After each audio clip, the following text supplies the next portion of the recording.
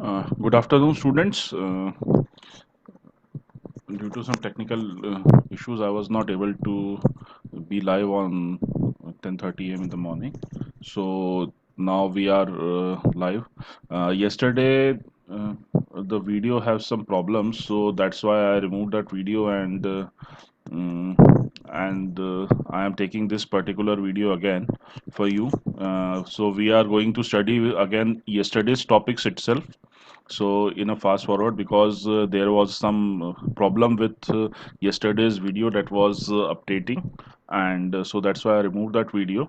So it will be we are going to just take a fast relook at this particular topic of rolling contact bearings. We just go through it very fast. Okay, up till we will check on the revise the few topics of this particular video, this particular topic, and then we will go for the yesterday's topic, and tomorrow we will see the numericals of this particular topic. Okay, so let's start with rolling contact bearings. I am just going from starting in a repetitive manner so that the students who are not able to understand first will go through it. So this is the rolling contact bearings. We have seen that in this there is no sliding. The only rolling is there for the between the metal to metal between two races. Then these are some advantages. These are the disadvantages. So over the sliding contact bearing. Then types of rolling contact bearings, two types: ball bearings, roller bearings. And if we see the differentiation between the depending upon the load to be carried, so radial bearings and thrust bearings.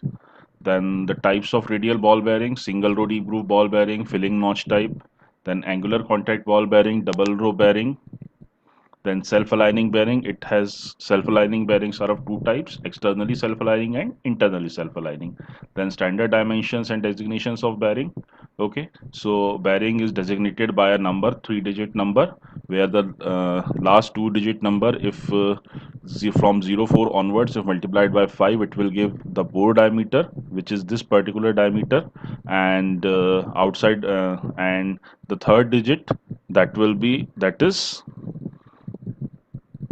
this is bore diameter, and the third digit represents the series, means the extra lightweight, light, medium, heavy. Okay, so this is the same things. These are the thrust ball bearings. Thrust ball bearings basically take a use for the angular loads, and we are not using this at the high speeds due to the due to the centrifugal force, balls goes out. Now these are the roller bearings, types of roller bearings. First one is the cylindrical roller bearing, then spherical roller bearing, then needle roller, tapered roller. Now basic static load rating, it is the static load, basic static load rating. Okay, it then the static equivalent load WO, then basic static load rating for this WOR, the table we were using. Then the life of bearing. Life of an individual bearing is defined as the number of revolutions at some constant speed when before the uh, bearing runs before the first evidence of fatigue develops. Okay, rating life is depends upon the group of ball bearing, in which 90% of group which completes a particular revolutions at constant speed, so that will be the rating life of bearing. Then life of bearing can be identified by these tables. Then basic dynamic load rating. Okay, it is the load. Then this is the dynamic equivalent load. Dynamic equivalent loads formula is W is equal to XVWR YWA. V is the rotational factor. Values of V are given. X and Y are the thrust load factor. So thrust load factors can be table. Load factors can be used from this particular table. This is again for different types of ball bearings. Now dynamic load rating versus rolling contact bearing and variable loads. So L is the formula for life is L is equal to C upon W to power K into 10 to power 6 revolutions, and this also can be written as C is equal to W L upon 10 to power 6 to power 1 by K. Okay, then the life of bearing in revolutions and life of bearing in working hours, there is a relation between them. So this is the relation: L is equal to 60N LH. then if a bearing goes for the variable loads, then how can we identify the dynamic load rating? By using this particular process, and we at the end we got this particular formula, which W is equal to N1 W1 to the power k plus N2 W2 to the power k plus N3 W3 to the power k plus and so on upon N1 plus N2 plus N3 plus and so on to the whole power k. Okay, so, and if the life of bearings are given at some particular intervals, then W is equal to L1 W1 to the power k, L2 W2 to the power k, L3 W3 to the power k plus and so on upon L1 plus L2 plus L3 and so on to the power k, where W1, W2, W3 are the variable loads and L1, L2, L3 are the lives of bearings for that particular loads. So now we start with the reliability of the bearing. Okay, we know that the rating life is the life that 90% of group of identical bearings will complete or exceed before the first evidence of fatigue develops. Okay, so reliability is defined as the ratio of number of bearings which have successfully completed L-Binion revolutions to the total number of bearings under test. ठीक है, किसी भी bearing की reliability अपन इस particular एक particular relation से represent करते हैं, जिसमें कि टोटल नंबर ऑफ बेयरिंग्स के साथ में जितने भी बेयरिंग्स हैं, अपन एक नंबर ऑफ अमाउंट एक नंबर ऑफ ग्रुप बेयरिंग्स का लेते हैं, उन बेयरिंग्स में से एक पर्टिकुलर नंबर ऑफ रेवोल्यूशंस, ठीक है, अपन एक particular number of revolutions identify करते हैं, जितने बेयरिंग उन पर्टिकुलर नंबर ऑफ रेवोल्यूशंस को कंप्लीट कर लेंगे, ठीक है, that particular number of bearings upon the total number of bearings, इसका जो रेशियो आता है, this is known as the reliability of the bearing. For example, अगर मैं 100 बेयरिंग्स के साथ में वर्क कराता हूं और मैं ये मानता हूं कि मेरे को इन 100 बेयरिंग्स से 10 to the power 8 cycle complete करनी है, ठीक है, तो मैं बेयरिंग्स को चलाना मैंने स्टार्ट किया. अब 10 to the power 8 cycle complete करते करते मेरे पास 100 में से सिर्फ 90 बेयरिंग्स ही ऐसे हैं जो कि एग्जैक्ट बचे हुए हैं, बाकी के 10 बेयरिंग्स फेल हो गए, उनमें कहीं ना कहीं कोई फटीग आ गया. सो 90 upon 100, this is equal to 0.9. so 0.9 will be the reliability of that bearing. इसको अपन परसेंटेज में बोलते हैं. so 90% reliability अपन इस bearing की मान के चलते हैं, ठीक है. There is a relation between the bearing life and reliability. Reliability और bearing की life के बीच में एक relation है, ठीक है. That relation is log E 1 upon R is equal to L upon A to the power B. ठीक है, ये log E है, ln नेचुरल log है अपना, ठीक.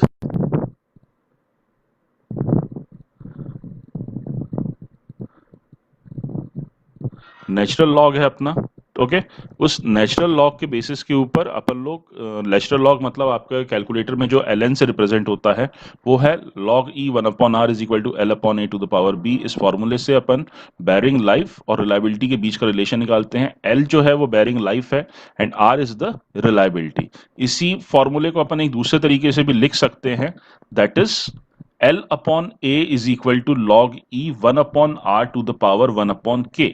मैंने कुछ नहीं किया है, इस ये जो b है यहाँ पे, इस b को मैंने दूसरी साइड ले लिया. सो log E 1 upon R की पावर 1 upon B हो जाएगी, वो 1 upon K गलती से टाइप हो गया है, okay. That is 1 upon B and L upon A is equal to log E 1 upon R to the power 1 upon B, where L is the life of bearing corresponding to the desired reliability R. A and B जो हैं, those are the constants. अब ये constants की values अपने को याद रखनी पड़ेगी. ये जो कांस्टेंट्स हैं इनकी वैल्यू है a is equal to 6.84 and b is equal to 1.17. इन पर्टिकुलर कांस्टेंट्स की वैल्यू अपने को याद रखनी होगी, ठीक है. नाउ अगर जो बेयरिंग की लाइफ है 90% बेयरिंग के लिए, L90 is the life of bearing corresponding to the reliability of 90%. 90% reliability के लिए बेयरिंग की लाइफ L90 में अगर मान के चलता हूं, तो इक्वेशन नंबर 1 के अकॉर्डिंगली मैंने ये जो फॉर्मूला था इसको मैंने इक्वेशन नंबर 1 मार्क किया हुआ है, ठीक है. ये L अपॉन B है, this is L upon B not K, okay. इस L अपॉन B बोल रहा हूँ, 1 अपॉन B है, not 1 upon K. L 1 upon B रहेगा ये, ठीक है. अब ये है मेरा इक्वेशन 1. इक्वेशन 1 के बाद में अगर मैं इक्वेशन 1 में L90 एक 90% रिलायबिलिटी से रिलेटेड बेयरिंग की लाइफ है, सो उसको अगर मैं इसमें रखता हूं, then L90 upon A will be equal to log E 1 upon R90 to the power 1 upon B, ठीक है. ये हो गई मेरी equation number 2. This is the equation number 2। अब इक्वेशन नंबर 1 को जब मैं इक्वेशन नंबर 2 से डिवाइड करता हूं तो यहां पे मेरे पास बचता है L अपॉन L90, क्योंकि L90 इसके नीचे L अपॉन A, इससे मैं इसे डिवाइड करूंगा तो A से A कैंसिल हो जाएगा, तो L अपॉन L90 बचा। Similarly log E 1 upon log E 1/R90 इस कंप्लीट की पावर बचेगी 1/B। ये अपना टोटल, ये जो फॉर्मूला है मेरा, this formula is used for identifying the bearing life with having the another reliability. कुछ और रिलायबिलिटी के बेसिस के ऊपर अगर मेरे को बेरिंग की लाइफ की निकालनी है 90% रिलायबिलिटी के अकॉर्डिंगली, तो मैं वो निकाल सकता हूं। ठीक है, so this relation is use for selecting a bearing when reliability is other than 90%। अगर बेरिंग की रिलायबिलिटी अदर देन 90% है तो उस बेरिंग का सिलेक्शन करने के लिए, उसकी बेरिंग लाइफ निकालने के लिए अपन ये फाइंड आउट कर सकते हैं।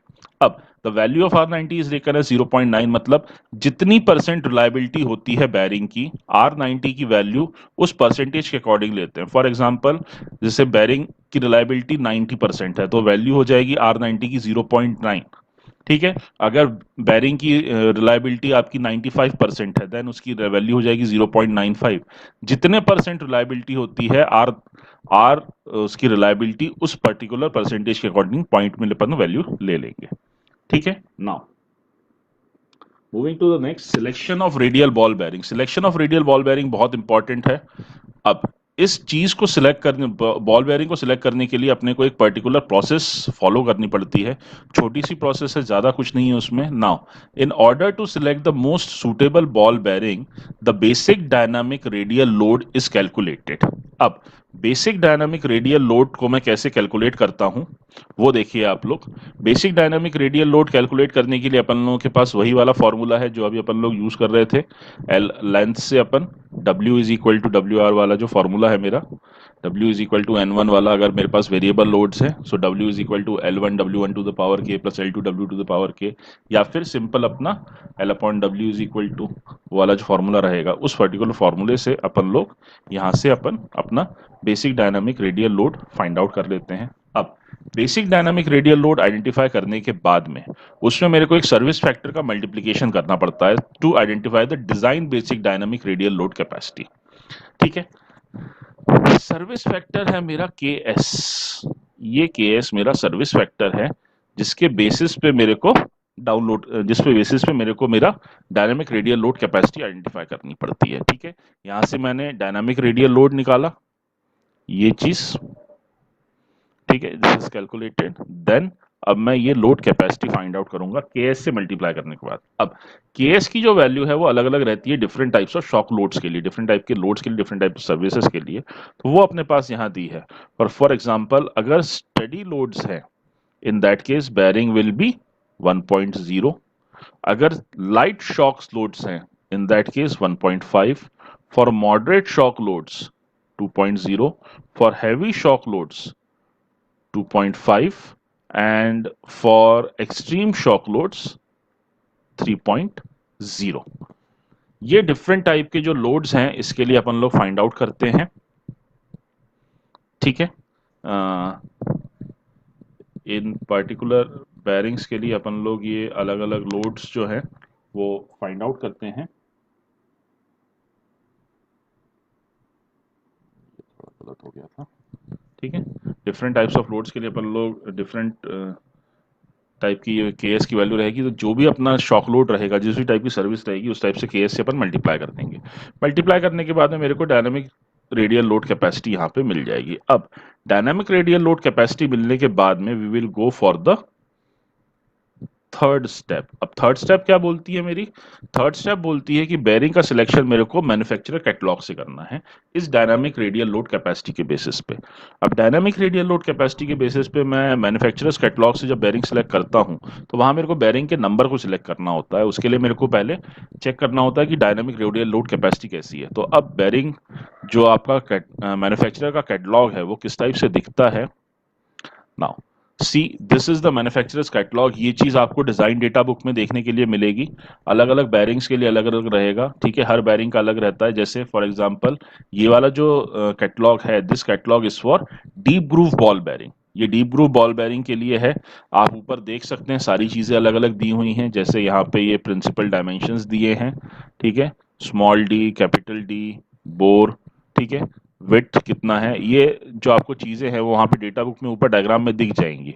Then these are the basic load capacity. ये सी डायनामिक लोड कैपेसिटी है, ये स्टैटिक लोड कैपेसिटी है, ये फटीग लोड लिमिट है, ये ल्यूब्रिकेशन है, ठीक है, स्पीड रेटिंग्स, अगर ल्यूब्रिकेशन ग्रीस ले रहे हैं तो कितने आरपीएम से चलेगा, ऑयल ले रहे हैं तो कितने आरपीएम से चलेगा, बेरिंग का मास कितना है, और डेजिग्नेशन क्या है, दिस इज द डेजिग्नेशन। अब अपने को जो दो चीजें देखनी है, that is first one is this dynamic load rating, ठीक है, बेसिक डायनामिक लोड रेटिंग। एक अपने पास ये है इंपॉर्टेंट चीज, और दूसरा अपने को इस डेजिग्नेशन से मतलब है। ये दो चीजें मेरे को यहाँ पे बेरिंग के लिए देखनी पड़ेंगी।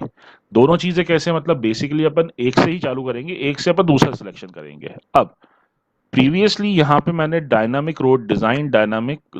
Basic dynamic radial load capacity find out कर ली थी, ठीक है, और इस पर्टिकुलर कैपेसिटी के बेस पे मेरे को बैरिंग सिलेक्ट करना था, ठीक है। अब ये रही वो design dynamic basic radial load capacity, ये चीज, ठीक है। ये जो टेबल में चल रहा है, ये सारी वैल्यूज वो हैं। अपनी जो भी वैल्यू आएगी वो अपन इस टेबल में से सिलेक्ट करेंगे, ठीक है, इस पर्टिकुलर वैल्यू के लिए सिलेक्ट करेंगे। फॉर एग्जांपल अगर मेरे पास 6400 के आसपास आती है वैल्यू, ठीक है, तो 6400 का नियरेस्ट अपन निकालेंगे, तो 6400 में नियरेस्ट आ जाएगा मेरे पास 6370, which will be the nearest one, 6370। अब इस 6370 के बेसिस के ऊपर मैं जो बैरिंग सिलेक्ट करूंगा, दैट बैरिंग विल बी 61904। ये बैरिंग नंबर मैं सिलेक्ट कर लूंगा, ठीक है। अब अपने को एक चीज और भी ध्यान रखनी है कि मेरे को किस सीरीज का बैरिंग लेना है। यहाँ पे मैंने सिर्फ एक ही टेबल दिखाई है आपको, ऐसी बहुत सारी टेबल्स होंगी डिफरेंट सीरीज के लिए। लाइट सीरीज का बैरिंग्स अलग होंगे, मीडियम सीरीज के बैरिंग अलग होंगे, हैवी सीरीज के बैरिंग अलग होंगे, एक्सट्रीम हैवी सीरीज के बैरिंग अलग होंगे। अपने को जिस भी सीरीज का बैरिंग चाहिए होगा, उस रिलेटेड सीरीज में जाके मेरे को ये बैरिंग बेसिक लोड रेटिंग ढूंढनी है, और उसके सामने वाला बैरिंग जो है वो सिलेक्ट करना है, ठीक है। सो इस टाइप से अपन लोग रेडियल बॉल बेयरिंग्स का सिलेक्शन करेंगे।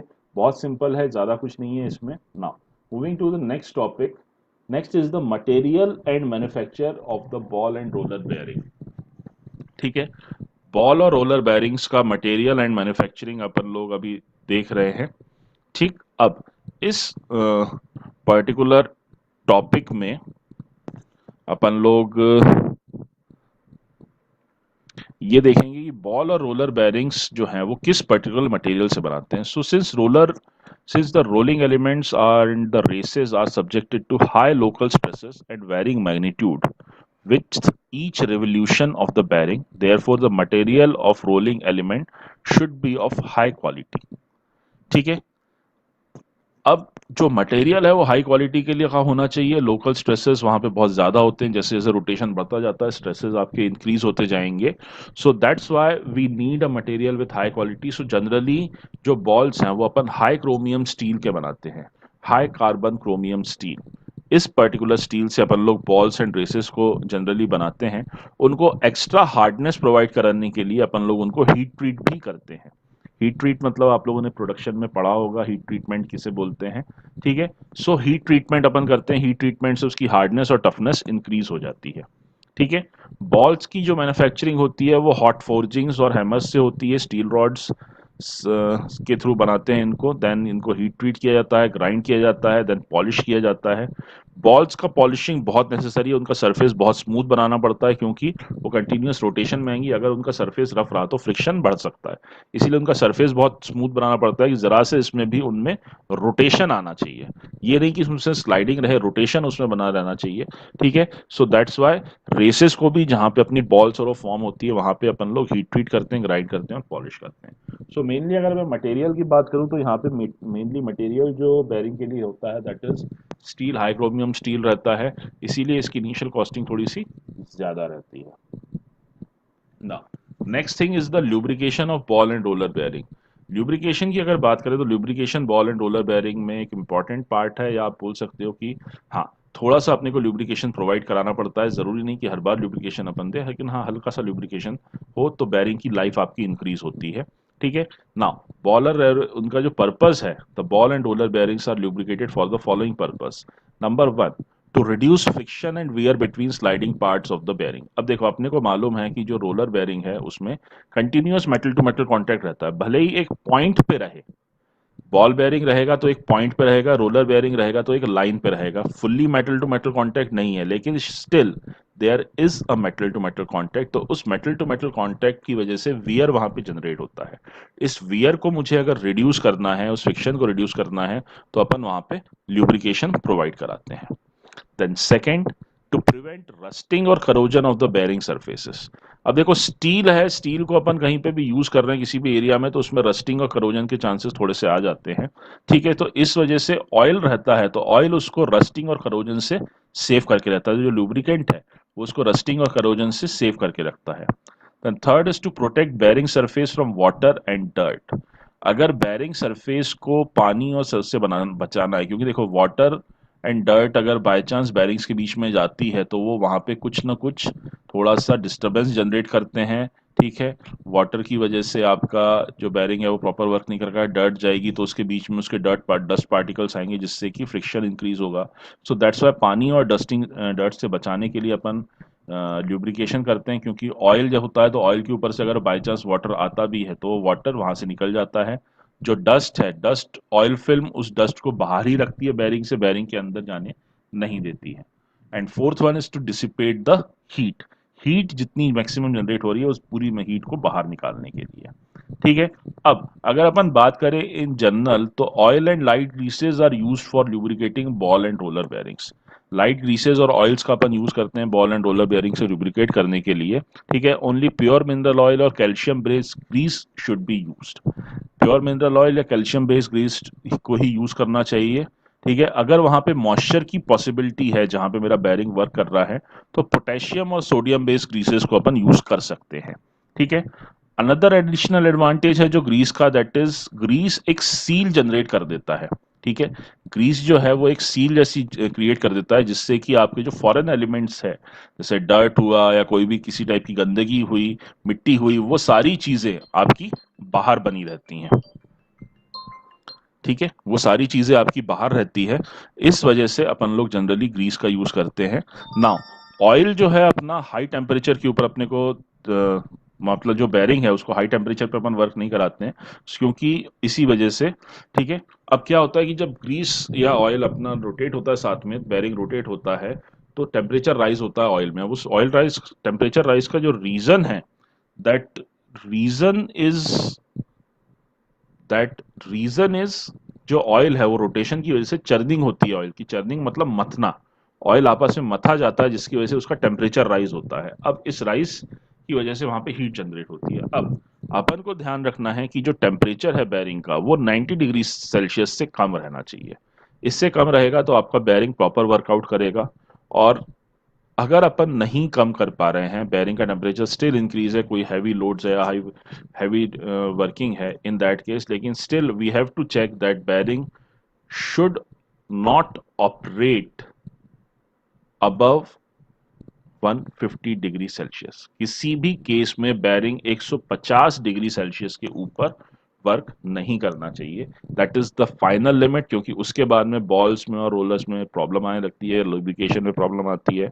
सो दैट्स वाई ये सारी चीजें हैं। Okay students, that's all for today. Thanks for listening. ये कल का ही चैप्टर अपन ने रिवाइज किया है दोबारा से। ठीक है, सो टुमारो अपन कल एक न्यूमेरिकल इसके देखेंगे, है ना, न्यूमेरिकल देखेंगे। आफ्टर न्यूमेरिकल्स मैं आपको एक छोटी सी लिंक दूंगा जिसमें कि आपको roller and sliding and rolling contact bearings के थ्योरी के क्वेश्चंस रहेंगे। ठीक है, उन थ्योरी क्वेश्चंस को आप लोग सॉल्व करेंगे। देन परसों अपन उसके न्यूमेरिकल क्वेश्चंस मैं आपको दूंगा, तो वो आपको सॉल्व करने हैं। Okay, that's it for the day students. Thank you very much for listening. Bye.